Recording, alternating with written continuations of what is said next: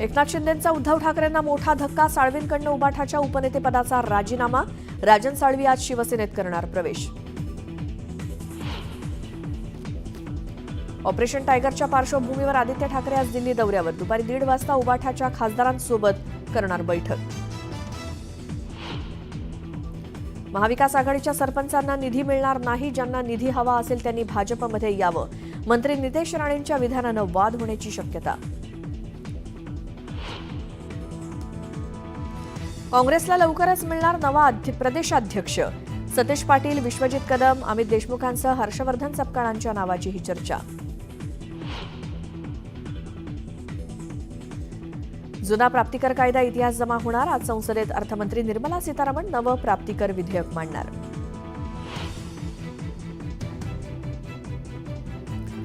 शिर्डीत आज साई परिक्रमा महोत्सवाचं आयोजन. साई नामाचा जयघोष करत हजारोंच्या संख्येनं भाविक परिक्रमेत सहभागी. मुंबईत प्लास्टर ऑफ पॅरिसच्या मूर्तींवर कठोर बंदी कायम राहणार. पालिका मार्चपासून मोफत माती देणार, तर केवळ 100 रुपयात जागेचं रजिस्ट्रेशन करता येणार. तिसऱ्या वनडेमध्ये इंग्लंडचा 142 धावांनी पराभव करत मालिका 3-0 जिंकली. 12व्या वेळी प्रतिस्पर्धी संघाला व्हाईट वॉश देण्याचा भारताचा पराक्रम. एक मोठी बातमी आहे. ठाकरे गटाचे रत्नागिरी जिल्ह्यातील माजी आमदार राजन साळवींनी ठाकरेंच्या पक्षाला जय महाराष्ट्र केलाय. ठाकरेंच्या पक्षातील उपनेतेपदाचा त्यांनी राजीनामा दिलाय. गेल्या काही दिवसांपासून राजन साळवी हे ठाकरे गटातून बाहेर पडणार असल्याची चर्चा रंगली होती. या सगळ्या चर्चांना पूर्णविराम मिळाल्याचं आता समोर आलंय. राजन साळवी यांनी उपनेतेपदाचा राजीनामा दिल्यामुळे त्यांच्या शिवसेना पक्षप्रवेशावरती शिक्कामोर्तब झालंय. राजन साळवी आज ठाण्यात दुपारी 3 वाजता एकनाथ शिंदे यांच्या उपस्थितीत शिवसेनेत प्रवेश करणार आहेत. त्यामुळे कोकणात उद्धव ठाकरेंना सर्वात मोठा धक्का बसलाय.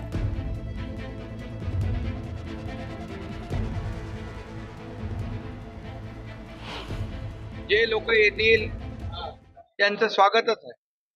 कारण गेल्या 2.5 वर्षामध्ये बाळासाहेबांच्या, आनंदीगे साहेबांच्या विचारांच्या शिवसेनेमध्ये आमदार, खासदार, नगरसेवक, जिल्हा परिषद अनेक नेते शिवसेनेमध्ये दाखल झाले, शिवसेनेमध्ये सामील झाले. त्यांना बाळासाहेबांच्या विचारांची शिवसेना पुढे न्यायची आहे, वाढवायची आहे. आणि म्हणून बाळासाहेबांच्या विचाराने आम्ही सरकार स्थापन केलं. 2.5 वर्ष जे काम केलं ते लोकांना माहित आहे. आणि म्हणून जो विश्वास लोक दाखवतायत कामावर, हे काम करणारं सरकार आहे, घरी बसणारं सरकार नाही. सामंत कुटुंबियांच्या विरोधात आरोळी ठोकत होते. त्याच सामंत कुटुंबियांचे त्या ठिकाणी नोकर म्हणून काम करावं लागणार आहे. त्यांच्यावर उडवलेली नामुष्की आहे. भाजपाला सोडून आता त्यांना शिंदे गटामध्ये जावं लागतंय. हे त्यांचं दुर्दैव आहे. खोदा पहाड निकला चुआ. दरम्यान राजन साळवी यांनी बुधवारी रात्री उपमुख्यमंत्री एकनाथ शिंदे यांची भेट घेतली आणि यावेळी त्यांनी शिवसेनेत आज पक्षप्रवेश करणार असल्याचं स्पष्ट केलंय. उदय सामंत, किरण सामंत आम्ही सर्व एकत्र बसून मतदारसंघातील आवश्यक गोष्टींबाबत सकारात्मक चर्चा केल्याचं त्यांनी सांगितलं. तसंच सर्वांच्या उपस्थितीत पक्षप्रवेश होणार असल्यामुळे मी अत्यंत समाधानी आहे असं साळवी म्हणाले.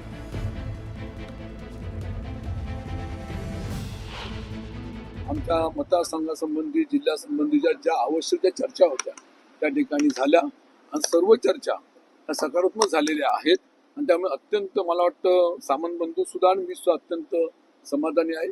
आम्हा सर्वांना शिंदे साहेबांचा आशीर्वाद आवश्यक आहे. भविष्यातल्या कालखंडामध्ये आम्ही एकत्रपणे हातात हात घेऊन संपूर्ण जिल्हा असेल, महाराष्ट्र असेल, आम्ही एकत्र काम करणार असं त्यांना आम्ही अभिवचन दिलेलं आहे. आणि उद्या सर्वांच्या उपस्थितीमध्ये माझा पक्षप्रवेश होईल, त्याबद्दल मी अत्यंत समाधानी आहे. माननीय शिंदे साहेबांच्या नेतृत्वाखाली शिवसेनेमध्ये काम करण्याचा निर्णय राजन साळवींनी घेतलेला आहे. उद्या 3 वाजता टेंबे नाक्याला त्यांचा प्रवेश आहे. आणि याचबाबत आमची सगळ्यांची एकत्र चर्चा झाली. जे काही सूत्रांच्या हवाल्यानं तुमच्यापर्यंत पोहोचवलं जात होतं की सामंत बंधू नाराज आहेत, सामंत बंधूंनी खोडा घातला. आज तुमच्या लक्षात आलं असेल की सामंत बंधू आणि राजन साळवीच एकत्र शिंदे साहेबांच्या घरी होते. त्याच्यामुळे आम्ही सगळ्यांनी सांघिक म्हणून हा निर्णय घेतलेला आहे. आणि उद्या राजन साळवी साहेब शिवसेनेमध्ये धनुष्यबाण हातात घेत आहेत. आणि यानंतर पाहूयात सकाळच्या 100 बातम्या. राजन साळवी शिवसेनेत प्रवेश करतायत यावरनं निलेश राणेंनी उद्धव ठाकरेंना टोला लगावला. ठाकरेंचा किल्ला ढासळत असून प्रत्येक जण आपापल्या विटा घेऊन बाहेर पडत असल्याचा प्रहार आमदार निलेश राणेंनी केला. माजी आमदार वैभव नाईकांना धक्का देत भाजपच्या कार्यकर्ता मेळाव्यात उबाठाचे नगरसेवक उदय मांजरेकर, नगरसेविका ज्योती जळवी यांच्यासह अनेकांनी भाजपात प्रवेश केला. राजकीय पक्षांकडून केल्या जाणाऱ्या मोफत सुविधांच्या घोषणांवरती सुप्रीम कोर्टानं नाराजी व्यक्त केली. मोफत योजनांमुळे लोक काम करू इच्छित नाहीत. समाजाला मुख्य प्रवाहात आणण्यासाठी प्रयत्न करायला हवेत असं सुप्रीम कोर्टाकडून सांगण्यात आलंय. शरद पवारांना सल्ले देण्या इतके राऊत मोठे नाहीत. राऊतांनी त्यांचं जे ऐकतात अशांनाच सल्ला द्यावा अशी खोचक टीका शरद पवार गटाचे गोंदियाचे जिल्हाध्यक्ष सौरभ रोकडेंनी केली.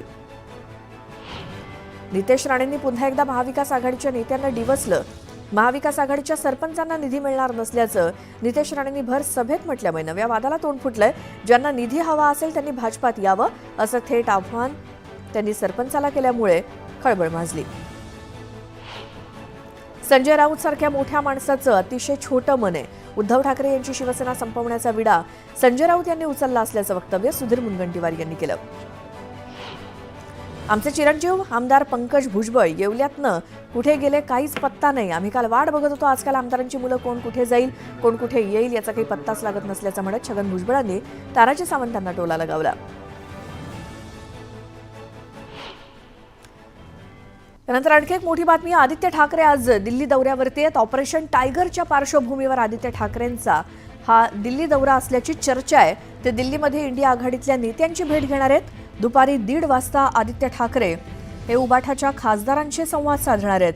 ठाकरे गटातील नेत्यांचं शिवसेनेत इन्कमिंग सुरू असल्यामुळे आणि एकूणच ऑपरेशन टायगरच्यामुळे धास्तावलेल्या नेत्यांकडनं आता रणनीती सुरू असल्याचं दिसून येत आहे.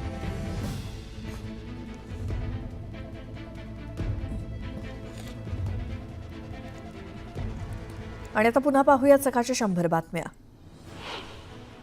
गेल्या वर्षी अभिनेत्री उर्मिला कोठारेचा कार अपघात झाला होता. अपघाताच्या तपासावर उर्मिला कोठारेंनी संशय व्यक्त केला. अपघाताचा तपास सीआयडी अथवा अन्य तपास यंत्रणेकडे सोपवण्याची मागणी करणारी याचिका उच्च न्यायालयात दाखल करण्यात आली आहे.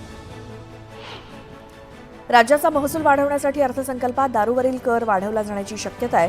राज्यातील विविध लोकप्रिय योजनांमुळे सरकारी तिजोरीवरती कमालीचा आर्थिक ताण पडलाय.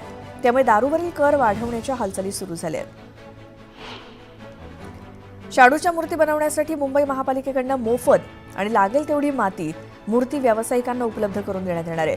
विशेष म्हणजे या दरवर्षी गणेशोत्सवाआधी 2 महिने सुरू होणारे रजिस्ट्रेशन यावर्षी तब्बल 6 महिन्याआधी म्हणजे 1 मार्चपासून सुरू होणार आहे. सर्वोच्च न्यायालयाच्या निर्णयामुळे मुंबईत यापुढे प्लास्टर ऑफ पॅरिसच्या मूर्तीवरती कठोर बंदी असणार आहे. रणवीर अलाहाबादियाच्या वक्तव्यानंतर इंडियाज गॉट टॅलेंट हा या कार्यक्रमात वाद निर्माण झालाय. वादात सापडलाय हा कार्यक्रम. यावरती आता कॉमेडियन समय रैनानं सोशल मीडियावरती पोस्ट करत स्पष्टीकरण दिलंय. लोकांना हसवणं फक्त हाच आमचा हेतू होता असं समयनं म्हटलं. तर या शोचे सर्व व्हिडिओ युट्यूबवरून डिलीट करण्यात आल्याची माहिती त्यानं दिली. लाडकी बहीण योजनेमुळे राज्यातील शेतकऱ्यांना मोठा फटका बसला. लाडकी बहीण योजनेमुळे राज्याची तिजोरी खिळखिळी झाली आहे. मराठवाड्यात शेतकऱ्यांना मिळणारं ठिबक सिंचन अनुदान थकवलं गेलंय आणि निधी नसल्यामुळे शेतकऱ्यांना पैसे कुठून द्यायचे असा प्रश्न कृषी विभागासमोर उभा ठाकलाय. लाडकी बहीण योजनेच्या माध्यमातून गरजू महिलांना महिन्याकाठी 1,500 रुपये दिले जातात. पण या योजनेमुळे जनआरोग्य योजनेसाठी सरकारकडे पैसे नाहीत. जनआरोग्य योजनेचे कोट्यवधी रुपये सरकारनं रुग्णालयांना दिलेच नाहीत. भाजपच्या संघटन पर्व अभियानाच्या निमित्तानं चंद्रशेखर बावनकुळे 13, 14 आणि 15 फेब्रुवारी असे 3 दिवसांच्या दौऱ्यात महाराष्ट्रात कार्यकर्त्यांशी संवाद साधणार आहेत. यावेळी कार्यकारी अध्यक्ष रवींद्र चव्हाण हे देखील सोबत राहणार आहेत. पुण्यात वर्षभरातील उत्सवांसाठी ध्वनिवर्धकाच्या वापरासाठी जिल्हा प्रशासनानं 15 दिवस निश्चित केलेत. गणेशोत्सवासाठी 6 दिवस तर नवरात्रोत्सवासाठी 2 दिवस ध्वनी मर्यादा असून सकाळी 6 वाजल्यापासून तर रात्री 12 वाजेपर्यंत ती शिथिल करण्यात आल्याचे आदेश जिल्हाधिकाऱ्यांनी दिले. राज्यात होणारी रब्बी आणि उन्हाळी कांदा लागवड गतवर्षीच्या तुलनेत 70,000 हेक्टरनं वाढून 5.34 लाख हेक्टरवरती गेली आहे. रब्बी हंगामात 106 लाख टन कांदा उत्पादन होण्याचा अंदाज आहे. अलमट्टी धरणाच्या भिंतीची उंची वाढवल्यास कोल्हापूर आणि सांगली जिल्ह्यातील नदीकाठांवरती काय परिणाम होईल याबाबतचा अभ्यास करण्यासाठी राज्य सरकारनं रुरकी इथल्या राष्ट्रीय जलविज्ञान संस्थेला अभ्यास करायला सांगितलंय. या संस्थेचा अहवाल प्राप्त झाल्यानंतर राज्य सरकार अलमट्टीबाबत आपली भूमिका जाहीर करेल. मुंबईत शहरातील भायखळा पूर्व पश्चिम परिसर जोडणाऱ्या उड्डाणपुलाची पुनर्बांधणी केली जाणार आहे. आतापर्यंत या पुलाचं 60% काम पूर्ण झालं असून ऑक्टोबर 2025 पर्यंत हा पूल वाहतूकदारांसाठी खुला करण्याचं नियोजन आहे. निवडणुकीपूर्वी मोठ्या प्रमाणात कामं मंजूर केल्यामुळे रखडलेली बिलांची रक्कम मिळवण्यासाठी राज्यातील ठेकेदारांनी आंदोलन सुरू केलं. याची दखल सरकारनं घेतली असून छोट्या ठेकेदारांची सुमारे 10,000 कोटींहून अधिकची बिलं मार्च अखेर चुकती केली जाणार आहेत.